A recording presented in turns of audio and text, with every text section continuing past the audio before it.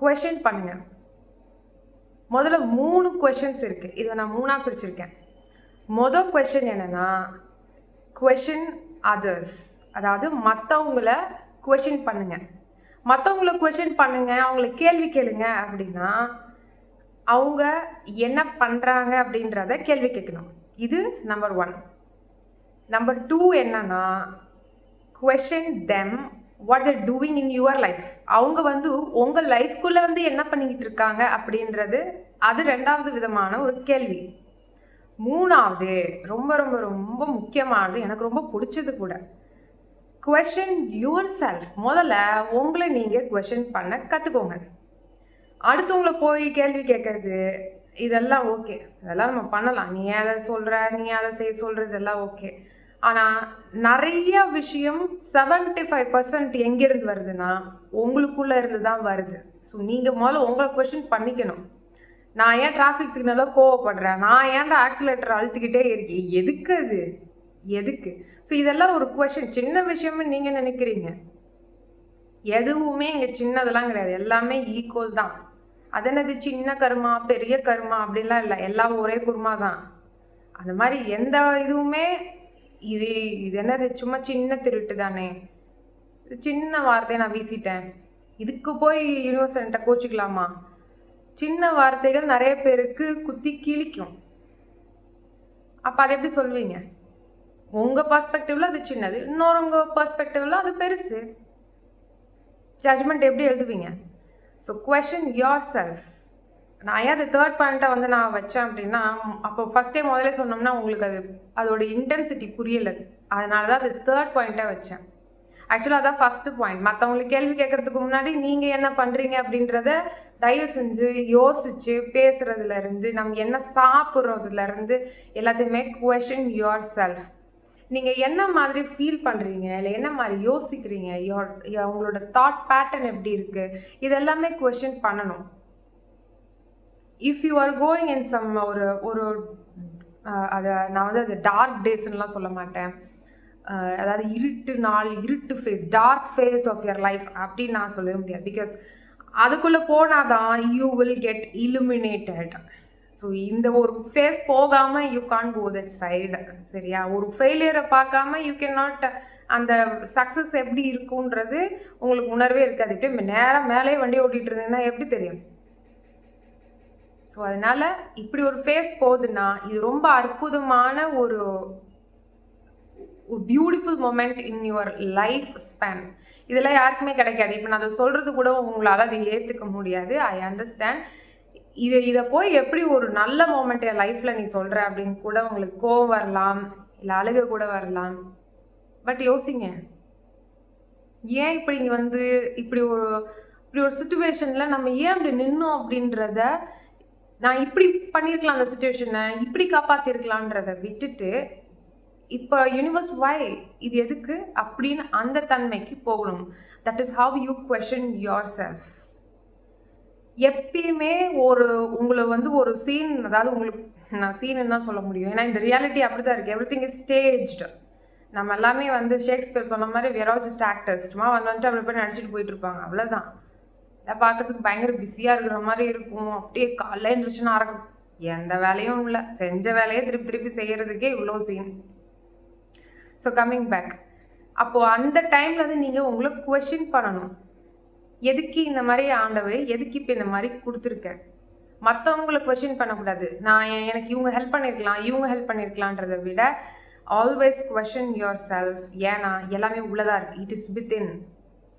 நீங்கள் எத்தனை பேர்கிட்ட இல்லை எத்தனை தடவை போய் சத்சங்க அட்டன் பண்ணிக்கிட்டு சுற்றிக்கிட்டு இருந்தாலும் சரி, நீங்கள் நின்று உங்களை கொஷின் பண்ணுறதுக்கு யாருமே ஹெல்ப் பண்ண முடியாது. அன்லஸ் அண்ட் அன்டில் நீங்கள் உங்களை தட்டி எழுப்புனா மட்டுமே இது சாத்தியம், இல்லைன்னா இது சாத்தியம் இல்லை.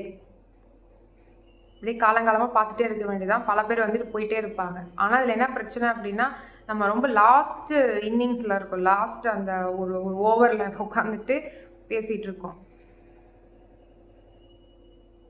உங்களுக்கு நிஜமாவே இந்த ஒரு ஃபேஸ் கிடச்சது, it's a blessing in a disguise. உங்களுக்கு அது புரியாது, இப்போ புரியாது. யாராவது வண்டி நல்லா போயிட்டுருக்கு அப்படின்னா my deepest condolences to you. ஏன்னா உங்களுக்கு என்ன சுற்றி நடக்குதுன்றது உங்களுக்கு தெரியவே தெரியாது. நீங்கள் அப்படியே அந்த தேர்ட் டிமென்ஷன்லேயே போய் விழுவ போகிறீங்க. அதுதான் உண்மை. ஸோ யாருக்காவது பிரேக் டவுன் ஆகுதுன்னா நீங்கள் அது பிரேக் டவுன் இல்லை, அது break through. Come on, cross the line.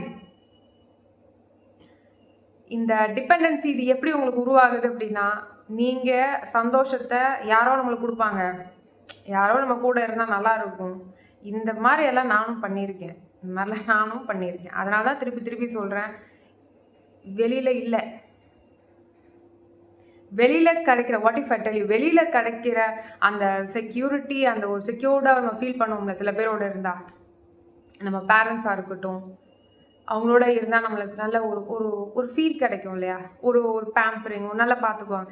Like அந்த ஃபீல்டில் இருந்து, ஒரு செக்யூர்ட் சிஸ்டமில் இருந்து, ஒரு ஒரு அந்த லவ் இருக்குல்ல, லைக் பேரண்ட்ஸ் எப்படி நம்மளை வந்துட்டு பார்ப்பாங்க, இது எல்லாத்தையுமே விட, அதை விட ஒரு இன்ஃபினிட் டைம்ஸ் உங்களுக்குள்ள நீங்கள் உங்களே பார்த்துக்க முடியும்னு சொன்னால் உங்களால் நம்ப முடியுதா? உங்களால் இப்போ நம்ப முடியாது. ஏன் அப்படின்னா, we didn't question. அதுதான் கொஸ்டினிங் யுவர் செல்ஃப். இந்த ஃபஸ்ட்டு பாயிண்ட் மட்டும்தான் வந்துட்டு என்னால் இந்த வீடியோவில் கவர் பண்ண முடியுது. மேபி கொஞ்சம் திருப்பி பேசும்போது அந்த 2 பாயிண்ட்ஸும் சேர்த்து கவர் பண்ணுறேன். அது பெரிய பஞ்சாயத்து, அந்த 2 பாயிண்ட்டுமே மர்ஜ் பண்ணி தான் பேச முடியும். பட் இந்த முதல்ல கொஸ்டின் யுவர் செல்ஃப்ன்றத காது கொடுத்து கேளுங்க. ஏன் உங்களுக்குள்ள அது இல்லைன்னு நினைக்கிறீங்களா? எல்லாமே போட்டு தான் ஆண்டவன் அனுப்பிச்சான். உண்மை அதுதான். ஃபார் எக்ஸாம்பிள் சொல்லணும்னா, அந்த குண்டலினி எனர்ஜி இல்லை என்னமோ அது சொல்கிறாங்களே, ஏதோ ஒன்று ஏறுது, ஓகே, அந்த பிளிஸ் ஸ்டேட்டுன்னு நம்ம சொல்கிறோம் இல்லையா, அது ஒரு ஃபீல். அதையே ஒருத்தவங்களோட போய் நம்ம ஒரு இன்டர் கோர்ஸில் ஈடுபடுறது, இங்கே மறைச்சு வச்சு பேசுறதுக்குலாம் இங்கே எதுவுமே கிடையாது. Please understand. என்னடா இதெல்லாம் பேசிக்கிட்டு இருக்கேன்னா நினச்சிட்டு இருந்தீங்கன்னா, you can skip the video, ஓகேவா? அவங்களுக்கு யார் அப்படி பேசுகிறாங்களோ நீங்கள் அங்கே போய் கேட்டுக்கோங்க. I don't mind. அந்த செக்ஷுவல் எனர்ஜியை விட அது பீட் அடிக்குதுன்னா அப்போ எல்லாமே உள்ளே இருக்குன்னு தானே அர்த்தம். தென் why do search out side? இருக்கிறதுல அதுதானங்க. இங்கே தேர்ட் டிமென்ஷனில் என்னது, எல்லாமே எப்படி சுற்றினாலும் ஒரு மேரேஜ்னு எதுக்கு போய் விழுவுறீங்க? See come on, be true to yourself. எதுக்கு மேரேஜ் பண்ணுறீங்க? எதுக்கு? என்ன கடவுளை கும்பிட்றதுக்கா? இல்லை. Of course a physical contact, a physical touch is needed. That's why we involve. ஆனால் இந்த பிளிஸ், இந்த சோ கால்டு இந்த எனர்ஜி சேரும் போது உருவாகக்கூடிய ஒரு ஃபீல் அது இங்கே கிடைக்குது அப்படின்னா அப்போ இது உள்ளதானங்க இருக்குது. இத்தனை பேர் ஃபீல் பண்ணுறாங்க, அந்த பிளிஸ்ஸை நான் உணர்றேன் அப்படின்னு சொல்லும் போது வை நாட் யூ? அப்போது யாரோ தானே உங்களுக்கு சொல்லியிருக்கணும், இந்த மாதிரி இப்படி இருந்தால் தான் நம்ம இப்படி ஆகணும். It's wrong way. Question your self. அதுவே உங்களால் டிரான்ஸ்மியூட் பண்ணி உங்களுக்குள்ளே இருக்கிறத எடுக்க முடியும்னா, செக்யூரிட்டியை நம்ம ஃபீல் பண்ணுறோம். லைக் உங்களோட இருந்தால் நம்ம என் லைஃப் செக்யூர்டாக இருந்திருக்குன்றது சத்தியமாக அது போய் யார் கூட வரமாட்டாங்க. ஆல்வேஸ் ரிமெம்பர், நம்ம ஒன்றும் யாரையும் பிடிச்சிக்கிட்டேலாம் ஒன்றும் வரல. இது ரொம்ப ஹார்ஷாக இருக்க மாதிரி தெரியலாம், பட் அதுதான் உண்மை. நம்ம யாரோடையும் சேர்ந்து வரல, நம்ம யாரோட சேர்ந்தும் போக மாட்டோம். We came to this planet with nothing and leave the planet with nothing. நீ என்ன சம்பாரி, எத்தனை பேரை லவ் பண்ணல, எத்தனை பேர் கூட என்ன வேணால் நீ பண்ணிட்டு போவார், பட் நீ இது எதுவுமே எடுத்துகிட்டு போகிறது கிடையாது. Only the recordings of your own life, அது மட்டும்தான் நீ எடுத்துகிட்டு போவ. அதுக்கு தான் ஒரு செயல்கள் செய்கிறது, பார்க்குறது, பேசுறது எல்லாத்தையுமே கரெக்டாக பண்ணுங்கன்னு சொல்கிறது. Because nobody else is recording, it is you. சாக்ஷா நீங்கள் தான் ரெக்கார்ட் பண்ணிட்டு உட்காந்துருக்கீங்க. ஒரு செகண்டும் வித் ஹையஸ்ட் பிக்சல் அவைலபிள் இந்த பிளானட் சூப்பராக ரெக்கார்ட் பண்ணிட்டு இருக்கீங்க. அப்படியே ஃப்ரேமாக ரெக்கார்ட் ஆகிட்டு இருக்கும். ஒரு இது கூட மிஸ் ஆகாது. No editing. இந்த டார்க் ஃபேஸ்ன்னு நினைக்காம ஸ்டெப் அப். மறுபடியும் இது உங்களுக்கு ஹாஷாக தெரியலாம். இல்லை நோ நீ உனக்கு புரியல நான் என்ன அண்டர்கோ பண்ணுறேன்னு. No, you can do that. You are meant to do that. இப்படி ஒரு வேக்கப் கால் இருக்கலாம், ஹூ நோஸ். பின்னாடி ஏதாவது பிஹைண்ட் த ஸ்க்ரீன் உங்களுக்கு என்ன பண்ணுறாங்கன்னு உங்களுக்கு தெரியுமா? இப்போ எதுக்கு இந்த மாதிரி ஒரு பால் வந்து என் வாழ்க்கையில் விழுகணும்னு நீங்கள் நினைக்கலாம். பட் அதுக்கு பின்னாடி போய் பார்க்கணும். You should travel. நீங்கள் அங்கேயே நின்றுட்டு இருக்கக்கூடாது. இப்படி ஆயிடுச்சு இப்படி என்ன ப்ளீஸ் அதை மட்டும் தயவு செஞ்சு பண்ணாதீங்க. You are wasting your life. உங்கள் பேட்ரி உங்கள் மூச்சு போய்கிட்டே இருக்கு. Keep moving. Keep moving. ஒழுங்காக சாப்பிடுங்க, ஒழுங்காக தூங்குங்க, நேச்சரோட போய் டைம் ஸ்பெண்ட் பண்ணுங்கள், அங்கே உட்காந்து கொஷின் பண்ணுங்கள். அழுகுறதுனால ஒரு யூஸும் இல்லை. மேபி அந்த ட்ராமாவை ஹீல் பண்ணுறதுக்கு வேணால் நம்ம அப்படி பர்ஸ்ட் அவுட் ஆகலாம். பட் அதே ஒரு பொழப்ப வச்சு சுற்றக்கூடாது. நம்ம அந்த கோவப்படுறது எப்படி சொல்கிறோம், கோவப்படுறது தப்பில்லை, ஆனால் கோவப்படுறது தெரிஞ்சுப்படு, அப்போ தான் நீ கீழே வருவ அப்படின்ற மாதிரி. எதுக்கு அழுகுறீங்க, எதுக்கு ஒரு எமோஷனல் பர்ஸ்ட் ஆகுதுன்றதை தெரிஞ்சு அதை திருப்பி உங்கள் கண்ட்ரோலில் கொண்டு வந்துடணும். இல்லைனா மைண்டு உங்களை ட்ரிஃப்ட் பண்ணி போய்கிட்டே இருக்கும். எதையுமே நம்ப வைக்க தோணாது. மாயைக்குள்ளே ஒரு மாயை அதை கிரியேட் பண்ணிட்டு போயிட்டே இருக்கும். ரொம்ப பெரிய இடியாப்ப சிக்கல் ஆயிரும். நீங்கள் நினைக்கிற மாதிரி இல்லை. Every thing is just a feel. அது அப்படி நினச்சி பார்த்தா ஃபீல். அதுதான் அந்த கொஷின் யுவர் செல்ஃப். நான் ஏன் அப்படி யோசிக்கணும், நான் ஏன் அப்படி ஃபீல் பண்ணணும்? It is your choice to feel happy, to feel sad. இப்போ இங்கே ஃபீல் ஹாப்பியாக சேடான்றதை விட என்னை கேட்டால் தயவு செஞ்சு அசஞ்ச நோக்கி பயணிக்கிற வழியை பாருங்க. அதுதான் வெயிட்டிங். இந்த இந்த அயனோஸ்பியரெல்லாம் சார்ஜ் ஆயிடுச்சு. இந்த டைமில் உட்காந்து மெடிடேஷன் பண்ணிங்கன்னா அப்படின்றதுக்குள்ளே போயிடலாம்.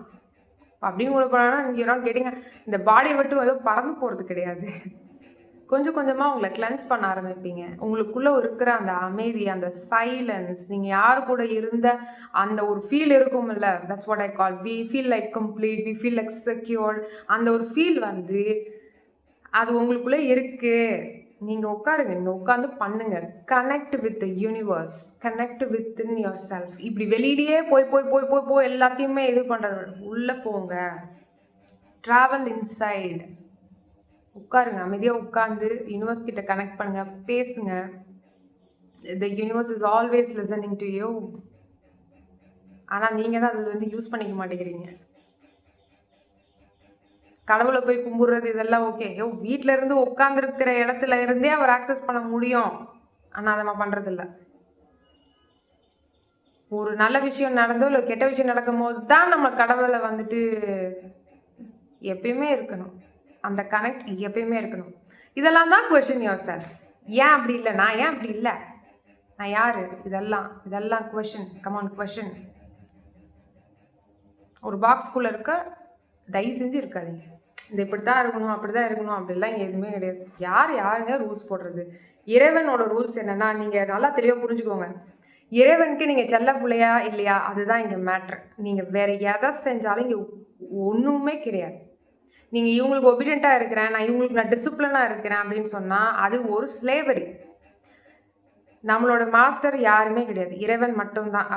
அவர் தான் எல்லாமே. அவருக்கு பிடிச்ச மாதிரி இருக்கீங்களா, அவர் சொல்கிற வழியில் இருக்கீங்களா, அவர் சொல்கிற டிசிப்ளினில் இருக்கீங்களா அப்படின்றத கிராஸ் செக் பண்ணிக்கிட்டே கொஷின் பண்ணிக்கிட்டே நீங்கள் ட்ராவல் பண்ண போனீங்கன்னா உங்களுக்கு தெரிஞ்சிற உண்மை என்ன, இதெல்லாம் என்னது, இதெல்லாம் ஏன் கிரியேட் பண்ணது என்னன்றது உங்களுக்கே தெரிந்துவிடும். ஸோ அசென்ஷன் நோக்கி பயணிங்க. Question your self.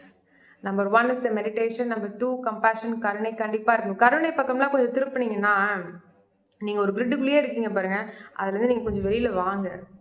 அப்போ தான் உங்களுக்கு தெரியும் அங்கே மட்டுமே கிடையாது. நம்மளுக்கு தெரிஞ்ச அந்த 4 பேர் வச்சுக்கிட்டே வந்துட்டு இவங்ககிட்ட இருந்தால் நம்மளுக்கு பாசம் கிடைக்கும், அன்பு கிடைக்கும்ன்றது இட் இஸ் நாட். எங்கேருந்து வேணாலும் உங்களுக்கு அந்த அன்பு வந்து வரும். Sending you my unconditional love to you always from the universe to you. Don't worry, every thing will be all right. கண்டுபிடிங்க எதுக்கு இப்படி நடக்குதுன்றதை கண்டுபிடிங்க. யூட்டிலைஸ் பண்ணுங்கள் அந்த டைமை. அப்படியே போயிடக்கூடாது. Okay. So number 3 staying in the present. தயவு செஞ்சு ப்ரெசண்ட்டுக்கு வாங்க. அப்போ தான் உங்களால் யோசிக்க முடியும், கொஷின் பண்ண முடியும். Number 4 power of surrender. சரணாகதியில் இருந்தால் தான் இதெல்லாம் கொஞ்சமாச்சும் உங்களுக்கு அடுத்த ஒரு மூமெண்ட்டாவது கொடுக்க முடியும். சரி, அந்த அக்செப்டன்ஸு, அந்த தன்மைக்குள்ளே, அந்த ஒரு புரிதலுக்குள்ளே போகும்போது தான் உங்களுக்கு இதெல்லாம் எழும்பும். இல்லைன்னா ஒன்றுமே பண்ண முடியும்னா நான் அப்படின்ற அந்த ஈகோவெல்லாம் ஆஃப் பண்ணிடுங்க. Number 5 is the power of gratitude. நன்றி சொல்லுங்கள். I know it's very hard. எனது இந்த சுச்சுவேஷனுக்கு நான் நன்றி சொல்லணுமா அப்படின்னு. கண்டிப்பாக ஒரு நாள் நீங்கள் சொல்லுவீங்க, for this situation the God has given to you. உங்களுக்கு தெரிஞ்சது இவ்வளோ தான், அவங்களுக்கு தெரிஞ்சது இன்ஃபினிட். இங்கே பிரச்சனை என்னன்னா, நீங்களும் இன்ஃபினிட் தான், ஆனால் நீங்கள் மறந்துட்டீங்க. அதுதான் இங்கே பெரிய பிரச்சனை. அசென்ஷன் நோக்கி பயணிங்க. 2012 நம்ம வந்து ஃபோட்டான் பெல்ட்டுக்குள்ளே வந்தாச்சு. 2024 25 நம்ம ஃபோட்டான் ஷவருக்குள்ளே ரொம்ப பீக்கில் போயிட்டு இருக்கோம். உங்களுக்கே தெரியும் ஜியோமெட்ரிக் ஸ்டார்ம் அது எல்லாமே நம்மளுக்கு ஹெடட் ஆன் த வே. நேற்று கூட அடிச்சுட்டு போயிருக்குது. யோசிச்சு பாருங்க, இந்த டைமை யூஸ் பண்ணுங்க. Wake up, this is the last call for the humanity. Sending you all love and light. Namo Himalaya.